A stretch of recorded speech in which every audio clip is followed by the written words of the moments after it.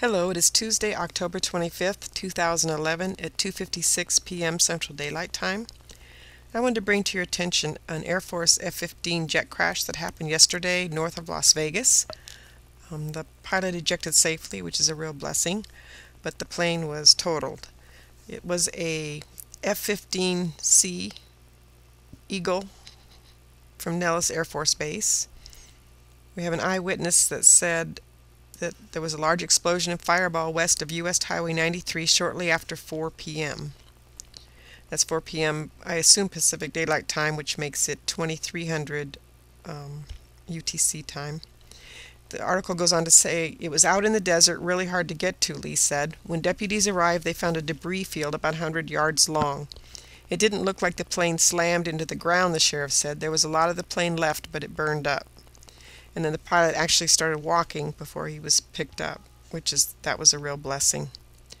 So I went to Google Maps and I found Alamo on the map. It's located right here, just straight north of the tip of Nevada, just a little bit west, and north and west of the Utah-Arizona border, right here. And I went to check the jet stream after that, and lo and behold, it was exactly at that location. This is a continuing thing where there's crashes or something that happens at the edge of the jet stream. I guess that's not totally unusual, except for you would think that it shouldn't play that much of a part because it's continually flowing through. I went and looked at, this is at 00 GMT, so if the plane crash was at 4:30, this was a half an hour before, on October 25th. So this is the direction it was going in, because 12 hours later it was down here at the tip of Nevada, going back, going forward, going back, going forward. So then I went and looked at the College of DuPage website to see if I could find any scalar clouds, because I usually find them around also when I'm checking these things out. And this is at 2315 going forward to 2300. It's 2315, 2330, and 2345. We're looking right down in here. But up here I'm seeing, let's go back. Right here it looks like something impacted the clouds at 2315 and then progressed into this, a larger hole with, it looks like something at the center actually. That's at 2345 and there's at 000. I'm going to go ahead and let this loop through. Also watch down here, you'll see a little cloud kind of move into that area at that same time. There it comes right there. And also there's an explosion right up in here. Let's go find when that starts. I'm going backwards. So there's a faint outline at 2030, 2045, 2100.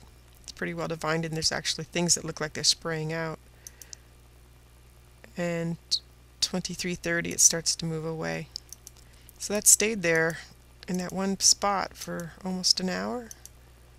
See 20, you can kind of see it there. 15, 30, 45. Yeah, more than an hour and a half. Interesting. Anyway, so I went and looked at the area south of that looking for the scalar waves, and there were in that area. Here is, let's go up to 23. There's 2330, 4:30 local time. And you can see that there were quite a bit just south of that, because the crash site was about right up in here. And I'm going to go ahead and let this loop through. And also that same cloud, kind of watch it, it's going to come from here. Here it comes right there.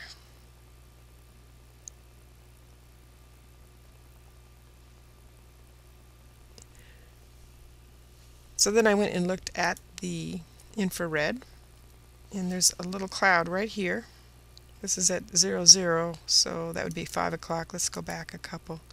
23:30. And you can see the tip of this right here is pretty much right at that crash site. If you go straight up north here and up here and a little bit, it'd be right in there.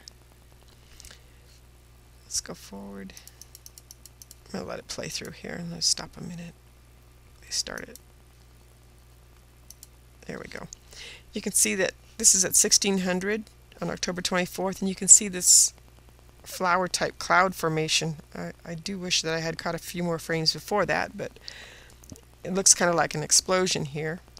And as I click through, you can see that that is the cloud that goes up and intersects the crash site. Here's at 4:30, right at 4:30. So I'll go ahead and let this go through.